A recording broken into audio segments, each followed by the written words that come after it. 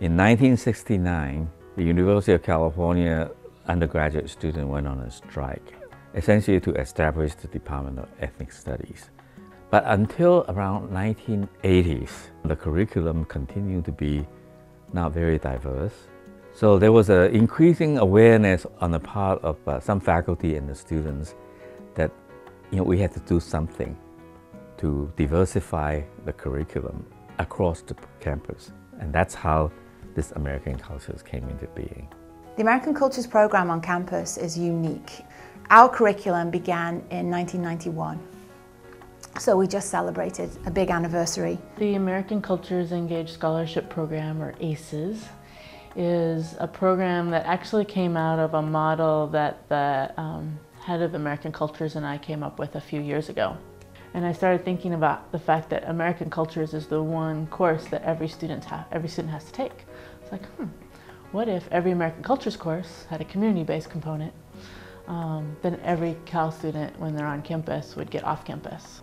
Particularly for ACES, this idea of kind of switching the traditional separation of teaching, research, and service is part of what's really important. And that prioritizing one piece of that sort of triangle over another, or seeing them as separate things, is no longer really a way that universities can function.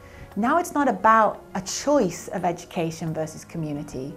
It's community in education. We've been at the forefront of trying to engage a new type of research that goes beyond the status quo, goes beyond the idea of we have to be inside of an institution to conduct research. It's like, it's us going out there into the community, the community coming here, and this cycle of reciprocity where research is being done in multiple fronts.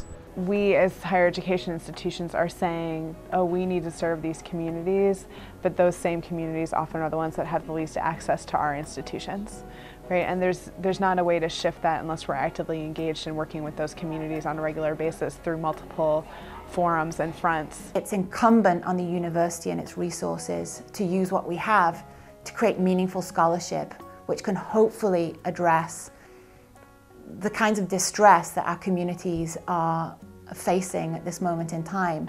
And that's the articulation of this first cohort of faculty, that their work can make a difference, and it should make a difference, especially at these moments of such significant social challenge for our local communities. Well, Interracial Justice at Law is a course that we proposed to the American Cultures Engaged Scholarship Program. The intent that I had originally was to create a new course that would try to focus ethnic studies students and others who took the class on what I found to be an unwritten history, or set of histories, which have to do with legal advocacy organizations in the San Francisco Bay Area.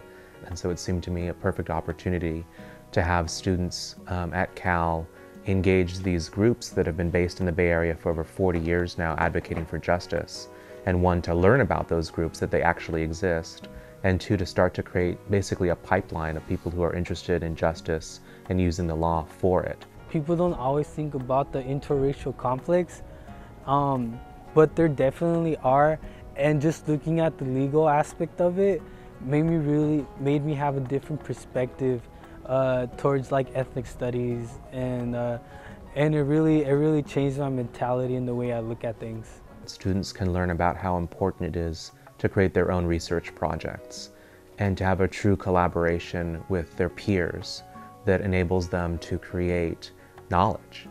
What we were going to do was not just be in class, but like go outside, right? And like I haven't had an experience like that before, where we take what we learn and then use it outside as well. It makes sense to me that we would try to, especially in a class where we're looking to look and discern and unearth these hidden histories of legal ethnic organizations, to try to mirror that in some substantial way by having students work with each other and hopefully creating things, conditions, resources, and support that enable that to go better than if it was just like, do a group project.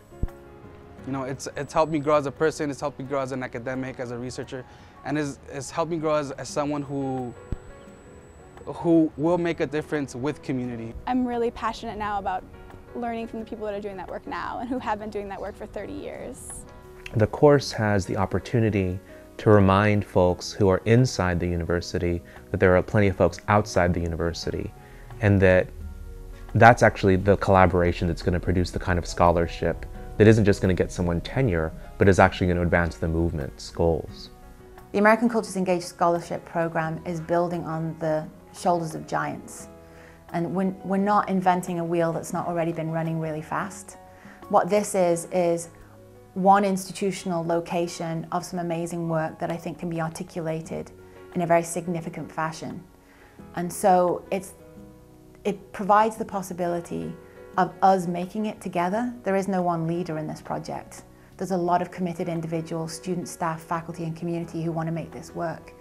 And so I would invite the campus to join it. And with that, the community.